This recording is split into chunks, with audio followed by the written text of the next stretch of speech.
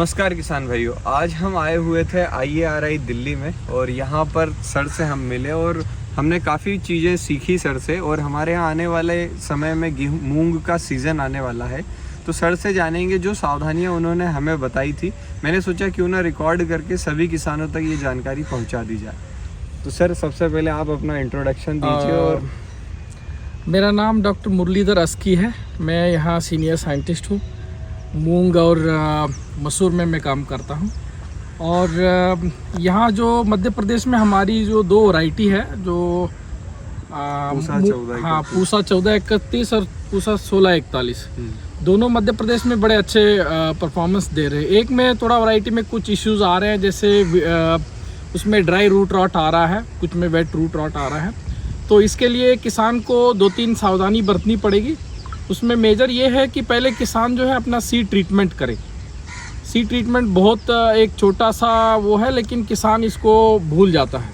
तो जहाँ से भी आप सीड खरीदें, अगर सीड खरीदा हुआ सीड ट्रीटेड है तो अच्छी बात है, अगर ट्रीटेड नहीं है तो किसान को सीड ट्रीट करना चाहिए। जैसे कैप्टन है, थायराम है, तो उसको सीड ट्रीट करके प्लांट करना चाहिए। और दूसरी चीज़ ये जो है उसके बाद जो है किसान को ये काम करना चाहिए, जब अपनी खेत की तैयारी करते हैं उसके अच्छे से निराई गुड़ाई अच्छे से करना चाहिए। और जो बीज की सोर्स है, जैसे आप बीज कहाँ से ले रहे हैं वो प्रमाणित हो। जैसे जहाँ से भी बीज ले रहे हैं उसकी जो पर्चा वगैरह है आप संभाल के रखें कि बीज आपने कहाँ से लिया है, उसका डिटेल उसमें होना चाहिए सब कुछ आपको, कि कितने उसमें परसेंटेज जर्मिनेशन है, कहाँ से लिया है, कौन सा सीड है, ट्रुथफुली है, क्या है। वो 2-3 चीज़ें किसान को करके अगर करेंगे तो समर की जो मूंग बीन है, जो मध्य प्रदेश में हमारी दोनों वैरायटी है, वो अच्छे से उसकी रिस्पांस आ रही है।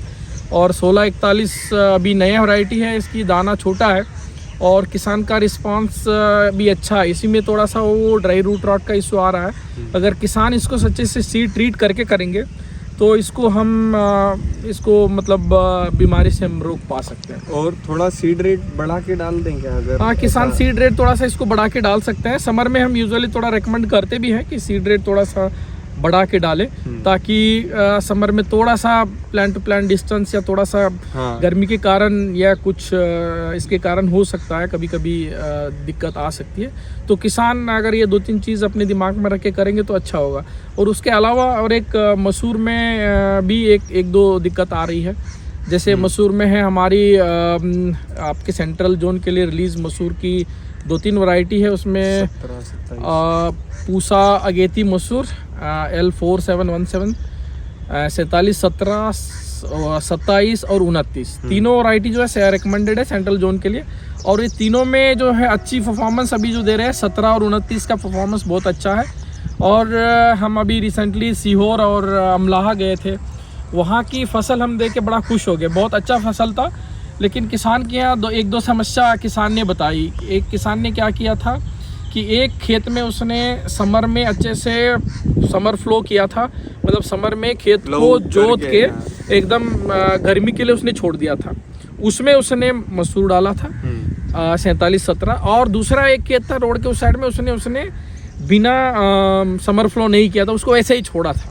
हमारे यहाँ उसको पलटी कहते हैं। हाँ, पलटी कहते हैं, देसी पलटी कहते हैं। जो जहाँ पलटी किए हुए जो खेत में जो मसूर लगी हुई थी 47-17, बहुत अच्छा उसमें ये था। कोई भी आपको वहाँ मध्य प्रदेश में विल्ट की बहुत ज़्यादा है दिक्कत आती है, तो विल्ट वहाँ उस खेत में नहीं था।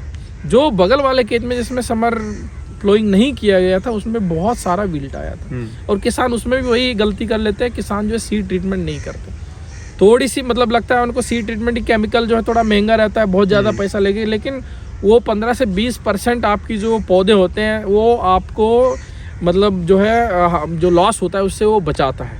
जैसे सीड ट्रीटमेंट एक्चुअली क्या होता है, जब खेत तैयार करके करते हैं, खेत के अंदर जो है कुछ अंडे रहते हैं, कीड़े रहते हैं, तो वो क्या करते हैं, इसमें प्रोटीन की मात्रा ज़्यादा रहती है। जितनी दालें हैं उसमें प्रोटीन की मात्रा ज़्यादा रहती है। तो निसर्ग में जितने भी कीड़े उनको भी जिंदा रहना है, तो वो क्या करते हैं, जो हमारी सीड जो अंकुरित हो रहा है, जैसे हम इसको मूंग और मसूर को अंकुरित करके खाते हैं, वो बहुत ज़्यादा उसमें स्वाद आती है। तो ऐसे कीटाणु जो कीड़े होते हैं वो भी उनको भी पसंद आता है। तो अगर आप किसान जो उसको सीड ट्रीट करके डालते हैं मूंग और मसूर में, तो हम 10 से 15% जो भी लॉसेस होते हैं तो वो हम उसमें बचाव पा सकते हैं। इसमें है कि इमिडाक्लोरपिड बोल के केमिकल आता है, उसको अगर हम ट्रीट करेंगे, एक फंजी बैक्टीरियासाइड से ट्रीट करेंगे और एक जो है आप उसमें फंजीसाइड और एक इंसेक्टिसाइड से, सिस्टमिक इंसेक्टिसाइड से ट्रीट करेंगे तो बहुत अच्छा रिजल्ट उसमें पाया गया है। तो किसान को ये 2-3 जो है छोटे अपने दिमाग में रखना चाहिए और ये ज़्यादा कॉस्टली नहीं है, बहुत कम खर्चे में हो जाएगा। वही अगर 15-20% आपके फसल लॉस होती है तो वो इससे ज़्यादा लॉस करेगा। तो अगर थोड़ी सी आप इसमें इन्वेस्ट करके अगर कर लेंगे तो बहुत अच्छा रिजल्ट देगा। और हमारे यहाँ वैसे भी क्या गेहूं के अवशेष रहते हैं, हाँ, तो उसमें तो मेरे को लगता है ज़्यादा ही फंगस बनता है। हाँ, तो गेहूं का अवशेष के लिए एक हमारे यहाँ से पूसा डिकम्पोजर बोल के है, या पूसा डिकम्पोजर, कोई भी डिकम्पोजर भी बहुत सारे अवेलेबल है।